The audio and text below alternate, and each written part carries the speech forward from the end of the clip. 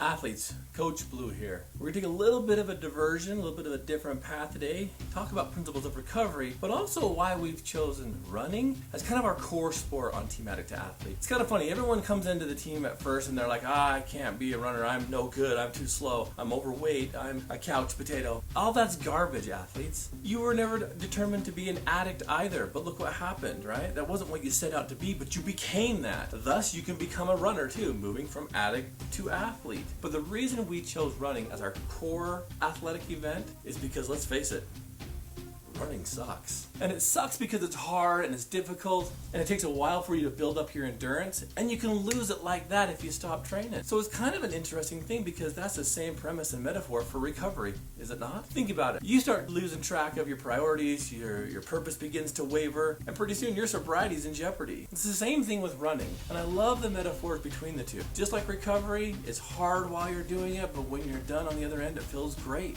And then you re-engage yourself and you immerse yourself in that culture with those people, with your team, with your sober support system, and it's a great experience. But it's hard, the middle part, it's difficult, right? Let me tell you a little bit about why running is so important. For starters, athletes, believe it or not, but running is one of the most least expensive sports you can involve yourself in. Because really all you need is your legs, a little motivation. Now, don't get me wrong, you can get into some pretty high-priced shoes and things like that, but for the most part, all you need is a willingness to begin. Running is also really easy to get involved in. All it takes is a good pair of shoes, a little time, a healthy dose of motivation, and you can practically do it anywhere. The reason why we chose running is because you can do it with a group of people as well. So your social network begins to improve and begins to increase.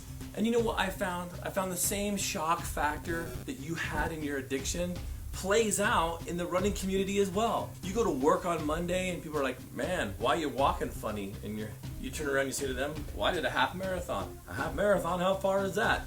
13.1 miles. Why in the world would you do that? See, it's that same motivational factor and a little bit of prestige that you got in your addiction that you're gonna get in positive affirmations on this side. So that shock factor, that impressibility, believe it or not, holds true in the running community as it does in the addictive world. Running can teach you a lot about who you are. It can definitely show you your limitations and then have you aspire to rise above those limitations. Athletes, running takes determination. It takes commitment. It takes desire. It takes a lot of hard work and really a deep sense of self-worth. Sound familiar? Recovery, running, sobriety, running. See the metaphor? Think how many other areas in your life could benefit from having these attributes. Commitment, determination, desire, hard work, sense of self-worth. All of those attributes, athletes, are what creates Addict II Athlete's soul. It's what gets the blood pumping. Other sports do the same thing, but running has a certain mystique of its own. And to counterbalance that pull that you might have to become cross-addicted into exercise and health, that's where service comes in. That's where you surrender your race one day to run or walk with a new athlete. The same joy that you'll feel when you step onto that run course, you'll begin to share with other athletes as they come onto your team. Athletes, everyone that joins Team Addict II Athlete believes that they can't do this. Just like everyone who begins the path to sobriety believes they can't do this. They fake it until they become it. In my world, that's called practice. Practice doesn't make perfect, practice makes permanent. Athletes, adopting these metaphors into your life, into your recovery, will definitely, in the long run, help you turn your mess into a message.